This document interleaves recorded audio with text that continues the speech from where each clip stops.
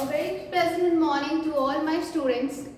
So today is another day for your English grammar class, and today we are going to continue the exercises of our chapter nouns cases. Okay, so we all have read about cases and we had done a lot of questions on objective case and nominative case. So we also had read possessive case.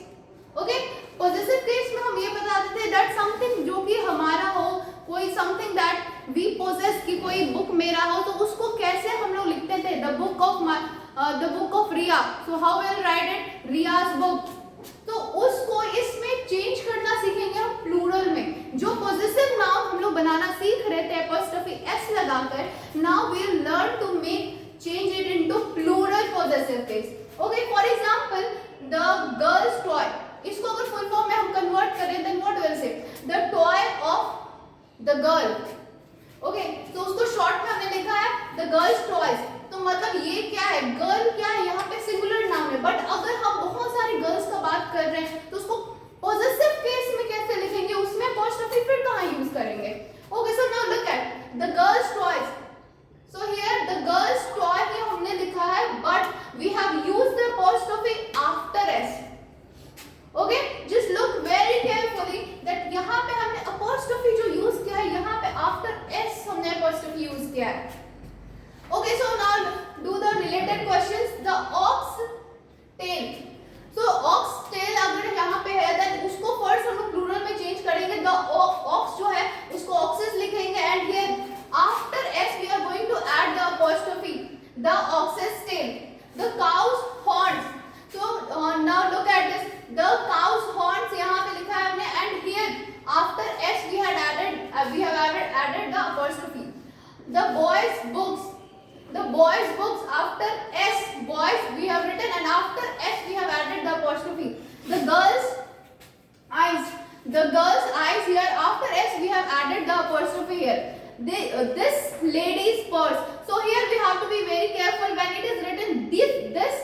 So we have to change this also into these. Here I have written these, and lady यहाँ पे है तो वहाँ पे बस LADYS नहीं लिखना है. We have to properly change it into plural now.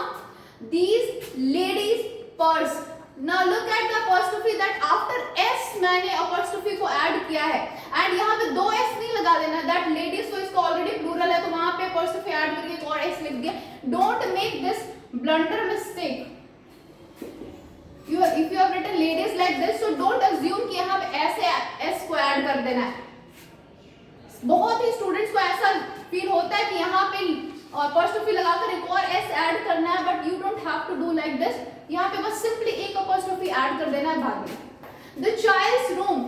So यहाँ पे child है, so child का plural क्या होता है, children.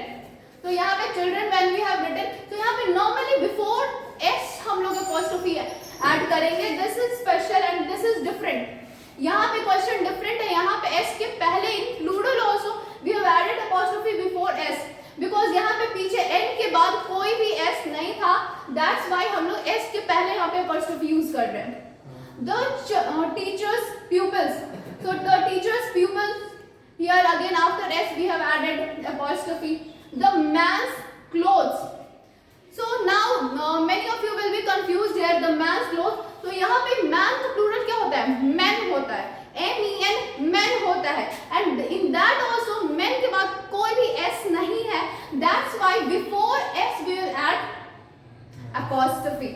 Okay. So I hope you have understood this exercise. Practice it a lot and read it and go through it. And write it in your notebook, in your grammar notebook. ये जितना भी exercises है grammar का या फिर previous जितने भी videos में मैंने कराया है, सारा as a homework आपको करना है. It should be completed in your grammar notebook. Thank you. That is for today.